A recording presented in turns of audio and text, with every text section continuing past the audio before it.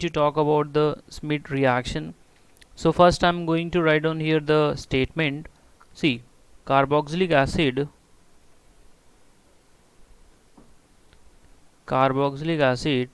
react with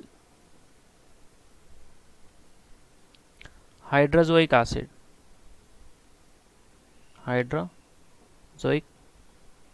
acid that is N3H in presence of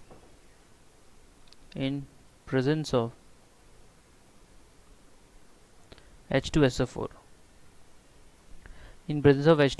to give amine. So this is the statement of Schmidt reaction. अगर मैंने reaction यहाँ लिखा तो वो कुछ इस प्रकार होता है.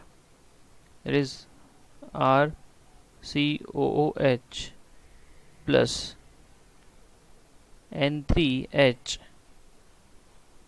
in the presence of H2SO4. It is giving you R bond NH2 plus CO2 plus N2. These are the gases. So you will get a amine. तो अभी यहाँ पे जो है हमको मैकेनिज्म के थ्रू इसको समझना है. So I will write on the mechanism here. Just pay attention. See mechanism क्या उसका हो सकता है. वी गॉट एन एसिड जो है वो प्रोटोनेशन करता है.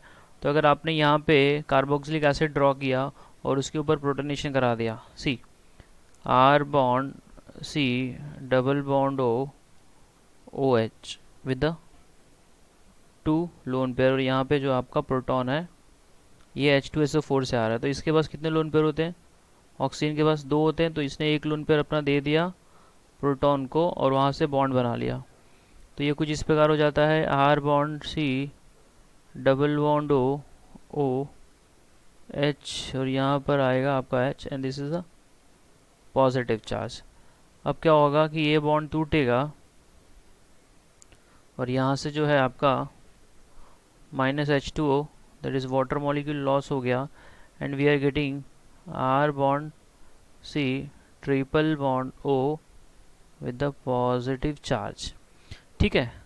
अब आपका जो हाइड्रोजोइक एसिड है वो पिक्चर में आ जाता है. Just see you got your hydrazoic acid that is H bond N triple bond. अब नाइट्रोजन को हमको पता है कितने बॉन्ड होते हैं. Nitrogen normally have a 3 bond. So this nitrogen is happy. This is having a 4 bond and this is the 2 bond. तो ये 4 बॉन्ड होने की वजह से इसको पॉजिटिव चार्ज है. इसके पास एक एक्स्ट्रा लोन पेयर है. Because of that it gets a negative charge. अच्छा, अभी मैं इसकी बगल में ड्रॉ करूँगा this carbocation R bond C triple bond. This is a positive charge. So now what is going to happen. This lone pair will make an attack over the carbon and this pi bond will get shifted here. So we are getting something like this.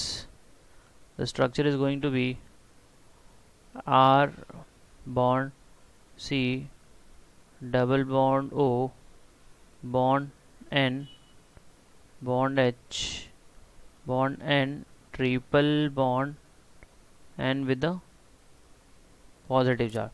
अच्छा, अभी यहाँ पे जो है there is a possibility this nitrogen will get lost from the system in the form of nitrogen gas और इस carbon nitrogen को आ जाएगा पॉजिटिव चार्ज. ठीक है. तो नया वाला जो सिस्टम हमको मिल जाएगा this is going to be R bond C double bond O bond N hydrogen with the positive charge. अब nitrogen with the positive charge. अब जैसे ही नाइट्रोजन को पॉजिटिव चार्ज आएगा वो डेफिशिएंट हो जाएगा. तो ये अल्काइल ग्रुप जो है इसके ऊपर ट्रांसफर कर जाएगा and this sigma bond will getting electron is getting shifted here.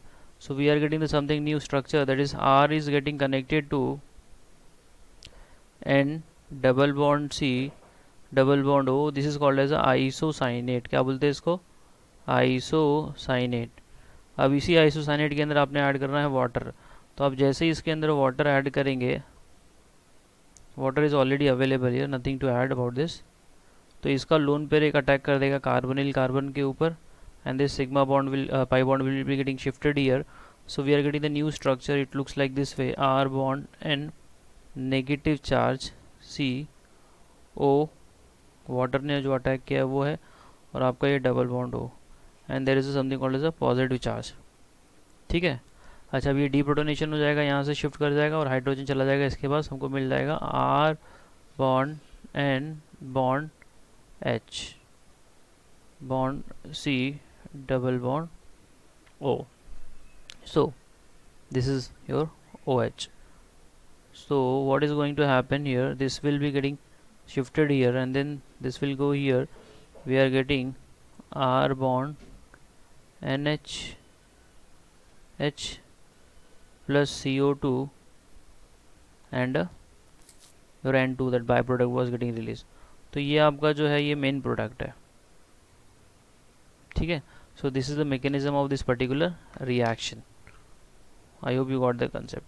Thank you.